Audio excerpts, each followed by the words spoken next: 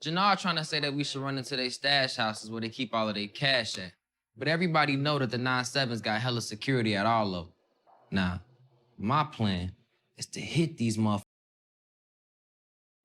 Now, whenever we're heading into the midway mark of a power season, we always start to see alliances beginning to shift, or at least them laying the foundation for that to happen. The way we normally start seasons with this person with this crew or that crew, by the time you get to the midway point, the entire chessboard flips upside down. So this is where I'm expecting them to continue to put that into motion for a very big episode 5, especially when you consider the situation with DMAC. There was also an exclusive clip that was released earlier on in the week, and that is something we're going to be running through in this particular preview. There's the triangle between Stacey Marks, Tommy, and Vic Flynn. What will Vic have up his sleeve? Tommy, Miguel Garcia, and also Maria. Claudia Flynn is still in jail, and we've also got the CBI versus the Marquez cartel. So, as usual, we are going to be running through a quick preview of the exclusive images, along with the exclusive clip for DMAC for all things episode 3. But let's start with the title and synopsis. Now, the title for episode 3 is There's Always a Price to Pay, and the synopsis reads: as Tommy does damage control with allies, Diamond and Jannar devise a plan to deal with DMAC. Meanwhile, Vic plots his next move. Now, first up, we're going to take a look at the exclusive DMAC clip, because that is something I never got around to covering earlier in the week. Luckily for us, Bones' cousin flipped on the 9-7s and gave me the numbers to their plates, and he also gave me the location of one of their major transfer spots. Now, we knew DMAC and Marshall would be in a lot more action this season from the teasers and trailers that we saw before season 3. It sounds as if they're hitting a crew called the 9-7s. Jannar has a plan for DMAC where they hit their stash house where they keep their cash, but DMAC has a better idea. In my opinion, that better idea should have actually been not messing with the CBI in the first instance, and definitely not with the person who shot you back in season 1. But anyway, we're here now, and we all know how much DMAC wants to get down with the CBI. They've also got a crew with them, which just looks like a bunch of kids that Jannar has just scooped off the streets, that will probably end up being collateral damage. But the plan? Apparently Bones' cousin flipped on the 9-7s, and gave them the details that they needed to carry out their plan. Now, we can only assume that it's DMAC and Marshall's crew ambushing the 9-7s a bit later on, because they've got the jump on them thanks to Bones. But I just want to take it back a second.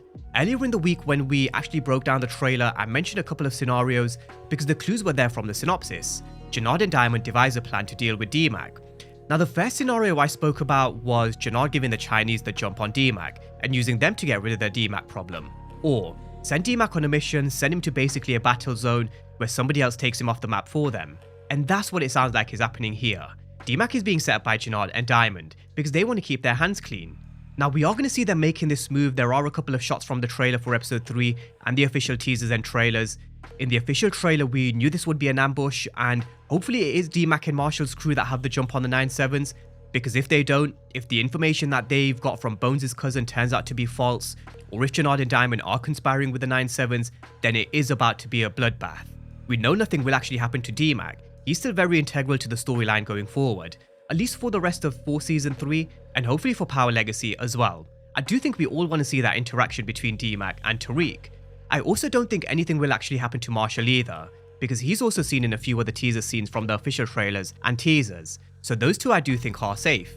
But the rest, I wouldn't be surprised if they're all taken out, because this is what we spoke about before. DMAC is reckless. This is another reckless move, even if he is showing some brains with coming up with a plan, not listening to Jannar's original plan that he gave him. At the same time, he's still reckless. That's what Marshall told him in episode 2. And because of his actions, the more moves he makes like this, his actions will definitely bring consequences. The 3 characters that we actually spoke about last week that he probably needs to lose, maybe not all 3, but at least one as a bare minimum, that's JP, Genesis, or Marshall. But no doubt, he is about to feel some pain here as well. There is no way this ends well, even though I don't think anything actually does happen to DMAC or Marshall. Now, going forward after this hit, when and if Tommy finds out, he is going to lose his shit, because this will be DMAC's second hit this season. And I have been saying the only way Tommy will be able to control DMAC is to bring him in. I honestly don't see there being any other way, because he tried to send him to school, he tried to keep him on the straight and narrow, he told him to go get a job in episode 2, but the only thing DMAC wants is to be down with the CBI, and sooner or later, Tommy will have no choice. I think he's probably going to realize that the only way to control this kid is to teach him and mentor him, bring him under my wing so I can keep a closer eye on him.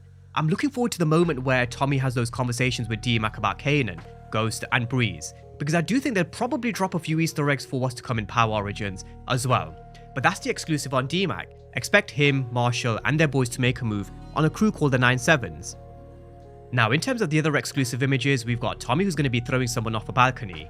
We know they're in a war with the Marquez cartel, we know the DSDs will probably want to hit back for Chavo and the people that they lost, and so will Tommy Egan. This war between the CBI and the Marquez cartel is just beginning to heat up, and I do think the best is yet to come. Earlier in the week, we actually spoke about Claudia Flynn being released from jail, but we never actually really considered the angle of Roberto Ortega being released, so that's something to definitely just keep in mind. Punches are being thrown in this boxing match, but the knockout blow is definitely yet to come. We've also got Tommy giving Maria a gun. It's an image that we saw prior to season 3, maybe it's just for extra protection, but what I'm really waiting for when it comes to their relationship is when and if Maria tells Tommy she's pregnant. Not sure if it's going to happen in episode 3, but definitely expecting it soon. We've also got Maria coming to see Miguel for the first time since he kidnapped her at the end of season 2, and after their conversation in episode 1.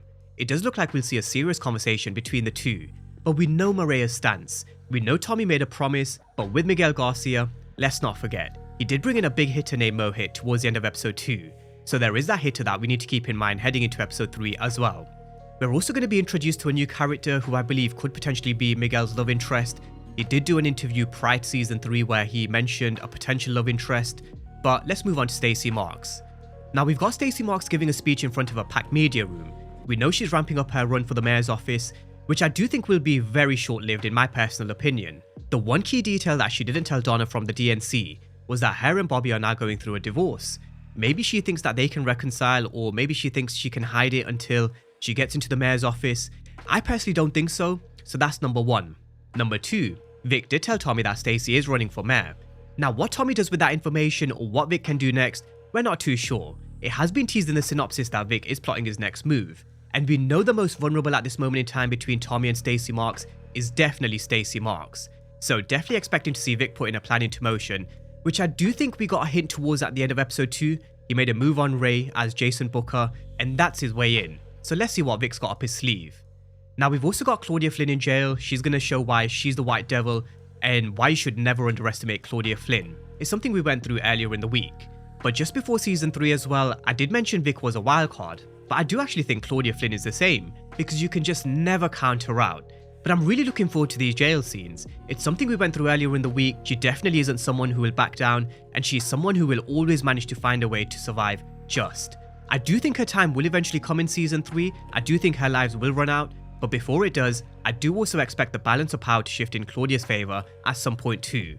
Now last but not least, we've got Jenard and Diamond. They do keep teasing blood is thicker than water, and I am personally just waiting for the moment Jenard turns on Shanti. But that's the preview for All Things episode 3, should definitely be an exciting episode with D-Mac and Marshall on their mission. This is where we're going to see Claudia Flynn turn into that White Devil in jail, Stacey Marks' political career will no doubt take a turn, and Vic will definitely have a role to play, which is maybe through Ray. And there's also that whole situation and war with the Marquez cartel.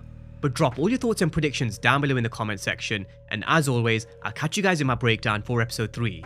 Thank you guys for watching, and I'll see you next time.